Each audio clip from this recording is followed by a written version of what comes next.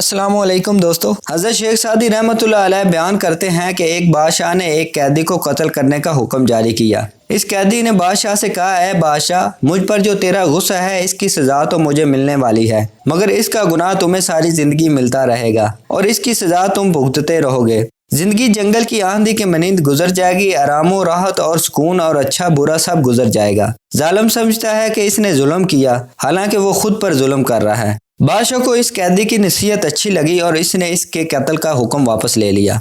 इस बात को बयान करने का मकसद है कि गुस्सा में किए गए फैसले के अंजाम पर अगर पहले गौर कर लिया जाए तो फिर नदामत का एहसास नहीं होता। गुस्सा की हालत में चूंकि इंसान सोचने और समझने की हिस्से आरी हो जाता है, इसलिए अक्सर इसका फैसला गलत होता है, जिस पर बाद में पछताने के सिवा कुछ हाथ नहीं आता।